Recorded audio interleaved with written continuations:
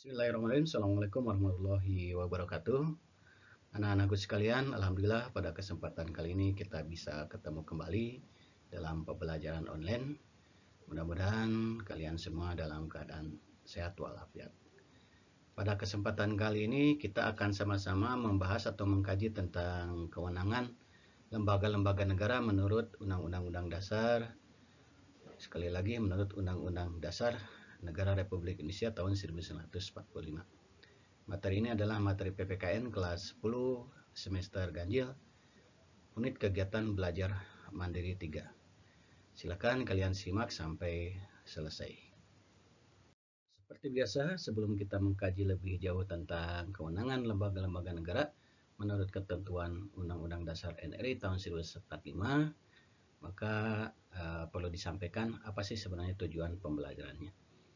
Yang pertama yaitu bahwa peserta didik mampu memahami tentang kewenangan lembaga-lembaga negara menurut ketentuan Undang-Undang Dasar NRI tahun 1945.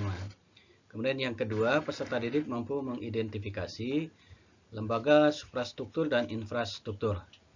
Dan yang ketiga, peserta didik mampu menganalisis tata kelola pemerintahan yang baik. Serta yang terakhir, peserta didik mampu menganalisis partisipasi warga negara dalam sistem politik Indonesia. Setelah kita mengetahui tentang tujuan pembelajaran, maka yang berikutnya Bapak akan sampaikan tentang lembaga negara atau akan mengambil contoh sebuah lembaga negara. Salah satunya kalau kita lihat di gambar di layar kaca kalian, kaca Anda, bahwa di situ ada yang namanya gedung MPR DPR. Nah, gedung MPR DPR itu merupakan gedung tempat bekerja dan berkumpulnya wakil rakyat untuk kesejahteraan rakyat Indonesia. Dan gedung MPR DPR merupakan tempat para wakil rakyat untuk membuat atau menyusun kebijakan-kebijakan yang berhubungan dengan kepentingan rakyat. MPR DPR merupakan salah satu lembaga negara yang hak dan kewajibannya diatur dalam Undang-Undang Dasar NRI tahun 1945.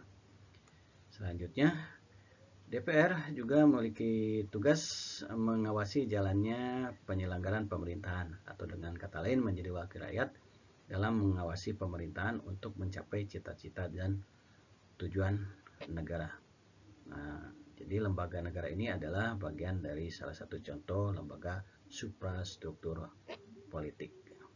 Sebelum kita memahami lebih jauh atau mengkaji lebih jauh tentang suprastruktur politik dan infrastruktur politik, alangkah baiknya kita mengkaji terlebih dahulu tentang sistem politik Indonesia. Nah, sistem politik Indonesia merupakan sebuah kajian politik yang cukup menarik untuk kita pelajari. Anak-anak sekalian, Bapak mengutip dari pendapatnya Rusadi Kanta Prawira. Menurut Rusadi Kanta Prawira, bahwa sistem diartikan sebagai suatu kesatuan yang berbentuk dari beberapa unsur atau elemen, atau kumpulan dari sub-sub bagian atau sub-sub unsur atau elemen itu sendiri. Nah, sedangkan kata politik itu sendiri secara etimologis berasal dari bahasa Yunani, yaitu polis, yang artinya kota yang berstatus negara kota. Dalam bahasa Arab, istilah politik diartikan sebagai siasah atau siasat, yang berarti strategi atau cara. Dari pengertian sistem dan politik juga ada beberapa ahli mendefinisikan tentang sistem politik itu sendiri. Misalnya kita ambil pendapat para ahli lainnya selain yang tadi Bapak sebutkan. Di antaranya adalah pendapat dari David Aston. Menurut Aston, bahwa sistem politik merupakan seperangkat interaksi yang abstraksi dari seluruh perilaku sosial melalui nilai-nilai yang dialokasikan secara otoritatif kepada masyarakat. Kemudian kalau menurut Robert Dahl menyimpulkan bahwa sistem politik mencakup dua hal, yaitu pola yang tetap dari hubungan antar manusia, kemudian melibatkan sesuatu yang luas tentang kekuasaan, aturan, dan kewenangan. Kemudian menurut Jack Plano, mengartikan bahwa sistem politik sebagai pola hubungan masyarakat yang dibentuk berdasarkan keputusan-keputusan yang sah dan dilaksanakan dalam lingkungan masyarakat tersebut. Itu beberapa pendapat tentang sistem politik. Jadi kesimpulannya yang dimaksud dengan sistem politik adalah seperangkat interaksi atau hubungan pola atau perilaku manusia dalam kehidupannya sehari-hari yang berkaitan dengan masalah-masalah politik itu sendiri. Nah, kita lihat secara mendalam tentang apa itu sebenarnya suprastruktur politik. Suprastruktur politik diartikan sebagai mesin politik resmi di suatu negara dan merupakan penggerak politik yang bersifat formal. Dengan kata lain, suprastruktur politik merupakan gambaran pemerintah dalam arti luas yang terdiri atas lembaga-lembaga negara yang tugas dan peranannya diatur dalam konstitusi negara atau peraturan perundang-undangan lainnya. Nah, kemudian yang kedua, infrastruktur politik. Apa itu sebenarnya infrastruktur politik? Infrastruktur politik adalah kelompok-kelompok kekuatan politik dalam masyarakat yang turut berpartisipasi secara aktif. Nah, kelompok-kelompok ini dapat berperan menjadi pelaku politik non formal atau tidak formal untuk turut serta dalam membentuk kebijaksanaan negara. Selanjutnya, bagaimana klasifikasi infrastruktur politik? Ya. Yang pertama ada yang disebut dengan partai politik, yaitu organisasi politik yang dibentuk oleh sekelompok warga negara Indonesia yang secara sukarela atas dasar persamaan kehendak dan cita-cita untuk memperjuangkan kepentingan anggota masyarakat, bangsa, dan negara. Biasanya melalui pemilihan umum atau pilkada. Kemudian klasifikasi infrastruktur politik yang berikutnya adalah kelompok kepentingan atau interest group, yaitu kelompok yang mempunyai kepentingan terhadap kebijakan politik negara. Kelompok kepentingan ini biasanya bisa menghimpun atau mengeluarkan dana dan tenaganya untuk melaksanakan tindakan politik yang biasanya berada di luar tugas partai politik. Yang berikutnya ada yang disebut kelompok penekan, pressure group, yaitu kelompok yang bertujuan mengupayakan atau memperjuangkan keputusan politik yang berupa undang-undang atau kebijakan publik yang dikeluarkan pemerintah sesuai dengan kepentingan dan keinginan kelompok mereka. Dan yang termasuk klasifikasi infrastruktur politik lainnya yang terakhir adalah media komunikasi politik. Apa itu? Yaitu sarana atau alat komunikasi politik dalam proses penyampaian informasi dan pendapat politik secara tidak langsung, baik terhadap pemerintah maupun masyarakat pada umumnya.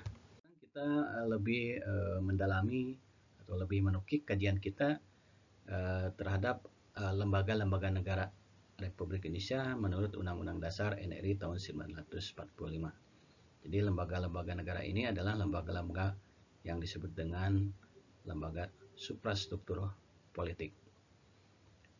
Di dalam Undang-Undang Dasar NRI tahun 1945 sebagai konstitusi, Indonesia mengatur keberadaan lembaga-lembaga negara dari mulai tugasnya, fungsi, wewenang sampai pada susunan dan kedudukannya. Nah, aturannya dalam konstitusi ini dijabarkan oleh undang-undang. Misalnya Undang-Undang Nomor 42 Tahun 2014 tentang MPR, DPR, DPD, dan DPRD.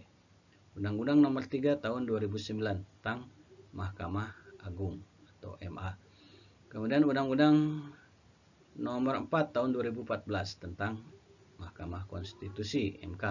Undang-Undang Nomor 18 Tahun 2011 tentang Komisi Yudisial dan Undang-Undang Nomor 15 Tahun 2004 tentang Badan Pemeriksa Keuangan atau disingkat dengan BPK.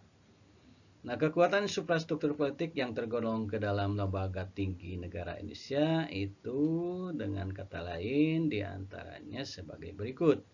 1 MPR, 2 DPR, 3 DPD, 4 Presiden dan Wakil Presiden, 5 Mahkamah Agung, 6 Mahkamah Konstitusi, 7 Komisi Yudisial, 8 badan pemeriksa keuangan. Nah, itu adalah lembaga suprastruktur politik yang merupakan lembaga tinggi negara yang berlaku di Indonesia. Secara struktural, kedudukan daripada lembaga-lembaga dalam sistem ketatanegaraan negara RI menurut Undang-Undang Dasar Negara RI tahun 1945 bahwa Undang-Undang Dasar 1945 adalah kedudukannya yang paling tinggi. Jadi ini kalau kita lihat, perhatikan oleh kalian semuanya, di situ ada yang namanya bagan atau struktur sistem ketatanegaraan RI. Ini setelah Undang-Undang Dasar Negara RI di amandemen. Jadi kedudukannya seperti ini, ada KPU, BPK, Presiden dan wakilnya, kemudian di bawahnya ada Kementerian Negara, ya, kemudian ada TNI, Polri, kemudian yang sejajar dengan Presiden, DPR, MPR, DPD, MA, MK, KY.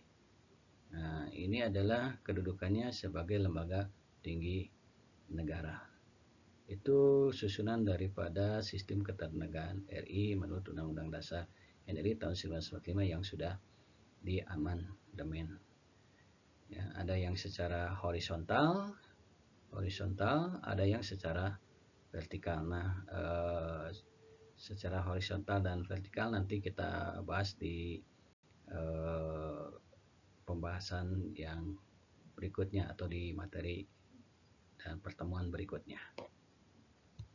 Anak-anakku sekalian, tadi sekilas kalian sudah mencoba memperhatikan atau menyimak penjelasan tentang lembaga-lembaga negara, mana yang termasuk ke dalam suprastruktur dan mana yang termasuk ke dalam infrastruktur politik. Nah, untuk mereview atau mengevaluasi atau merefleksi sejauh mana pemahaman kalian terhadap materi yang sudah tadi disampaikan oleh Bapak, maka pada kesempatan kali ini ada yang disebut dengan penugasan, tapi penugasannya dalam bentuk tugas kelompok. Di situ ada petunjuknya. Yang pertama adalah buatlah kelompok belajar berdasarkan nomor absen menjadi 8 kelompok. Masing-masing kelompok anggotanya adalah 5 orang. Kemudian tugasnya kalian membuat laporan tentang 3 saja yang ditanyakan, yang dilaporkan. Tugas, fungsi, dan wewenang lembaga-lembaga negara RI menurut Undang-Undang Dasar NRI tahun 1945. Selanjutnya diketik dengan rapi di Word, gunakan jenis huruf Times New Roman, ukurannya 12, line spacingnya 1,5, kemudian setelah itu dikonvert ke PDF. Dan apabila sudah dikonvert selesai mengerjakan, kalian kirim ke grup tugas PPKN Telegram seperti biasa. Sekali lagi, kirim ke grup tugas PPKN di Telegram. Nah, batas waktu mengumpulkan kira-kira 2 minggu lah, cukup dari mulai sekarang, atau lebih cepat lebih baik.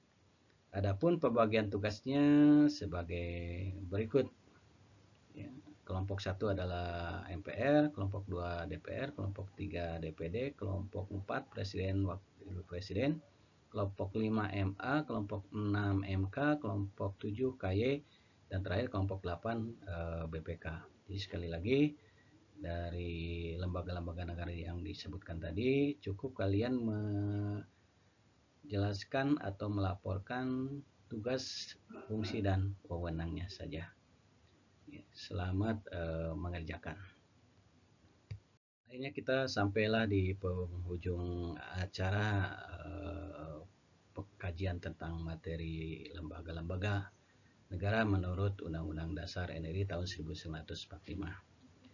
Mudah-mudahan materi yang sudah tadi disampaikan dapat kalian pahami dan semoga bermanfaat bagi kita semua. Sekian dan terima kasih. Mohon maaf apabila ada kekurangan dan kelemahan dalam penyampaian materi tadi. Dan akhir kata dari Bapak, wassalamualaikum warahmatullahi wabarakatuh.